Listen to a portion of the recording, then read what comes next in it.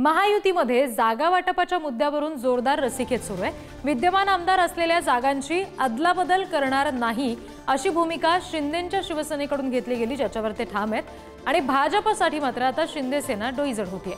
90 जागांसाठी शिंदेंची सेना आग्रही आहे, मात्र 90 जागा सोडण्यास भाजपचा नकार समोर येतोय। त्याच्यामुळे राजकीय वर्तुळात आता महायुतीत सुरू असलेल्या या जोरदार रस्सीखेच प्रकरणाची जोरदार चर्चा सुरू आहे। अनेक जागांवर एकमत अजूनही होत नाहीये। महायुतीमध्ये सातत्याने बैठका होत आहेत, चर्चासत्र होत आहेत, साखळी बैठका घेतल्या जात आहेत, मात्र हे एकमत होत नाहीये। आणि विशेषतः शिंदेंच्या सेनेनं जो आग्रह केलेला आहे त्याच्यासाठी भाजप मात्र अजूनही राजी होत नाहीये असं समजतंय। प्रतिनिधी दिलीप शिंदे सध्या आपल्याशी जोडले गेलेले आहेत, आणखी तपशील घेऊया। काय नेमकं दिलीप या संदर्भात सांगता येईल? भाजपकडून हा जो नकार दिला जातोय, एकमत अजूनही होत नाहीये शिंदेंची सेना आणि भाजपच्या या जागांसंदर्भात, काय नेमकं घडू शकतं? संता हे जे राजकारण चालू आहे त्या अनुषंगाने असं लक्षात येतंय की सत्तेचं समीकरणामध्ये जेवढ्या सगळ्यात जास्त जागा ज्या पक्षाला येईल त्याचा मुख्यमंत्री असेल, हे महाविकास आघाडी आणि युती ह्या दोघांमध्ये सातत्याने चाललेलं आहे। आणि शिवसेनेला पुन्हा मुख्यमंत्रीपद मिळवायचं असेल तर जास्तीत जास्त जागा जिंकणं आवश्यक आहे। तर जागा जिंकायच्या असतील तर जागा लढवण्याची फार गरज आहे। त्या अनुषंगाने भाजप आणि शिवसेनेमध्ये रस्सीखेच आहे। प्रामुख्याने जे शिवसेनेच्या विद्यमान आमदार आहेत त्या आमदारांना तर तिकीट हमखास आहेत। म्हणजे 2 नंबरचे क्रमांकावर जेव्हा त्यांच्या जागा आहेत शिवसेनेने जिंकलेल्या आहेत त्या जागेवर सुद्धा जवळपास 17 जागा आहेत, त्या जागांवरती त्यांनी दावा ठोकलेला आहे।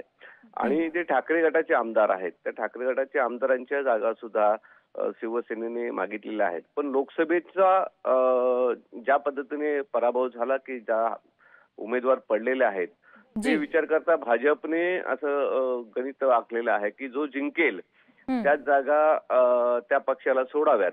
आणि त्यात तांगडं झालेलं आहे की आता राष्ट्रवादी अजित पवार गट ह्याच्यामध्ये सामील झाल्यामुळे की त्या नक्की कुठल्या जागा सोडायच्या आणि किती जागायच्या, तर त्यामुळे तिघांमध्ये जो वाद आहे तो जागेचा वाद अजूनही कायम आहे। जर शिवसेनेला मागितलेल्या जागा भाजपने सोडल्या तर मग राष्ट्रवादीला किती जागा सोडायचा हा प्रश्न त्यांच्यामध्ये गंभीर होत चाललेला आहे।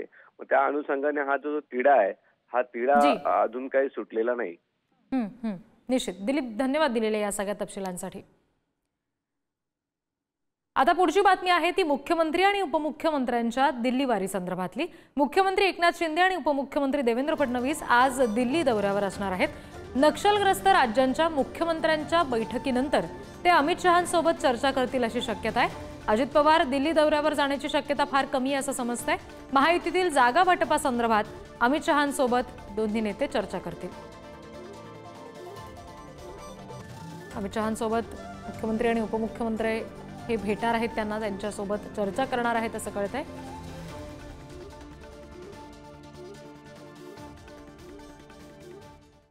यानंतर पुढच्या बातमीकडे जाऊयात। अजित पवार यांनी आपल्या आमदारांना काही सूचना दिल्यात। आचारसंहितेआधी लाडकी बहीण योजना आणि युवतींचे मेळावे घ्या असं त्यांनी म्हटलेलं आहे। जास्तीत जास्त लोकांपर्यंत योजना पोहोचवा। आपण केलेली विकास कामं खूप महत्त्वाची आहेत, ती लोकांपर्यंत घेऊन जा। स्थानिक पातळीवर समन्वय ठेवा अशा सूचना अजित पवारांनी दिल्यात। आपल्या पक्षाच्या आमदारांना अजित पवार यांनी या सूचना दिलेल्या आहेत। आगामी निवडणुकांच्या दृष्टीने ही सगळी तयारी, ही सगळी लगबग आता राजकीय पक्षांमध्ये दिसते।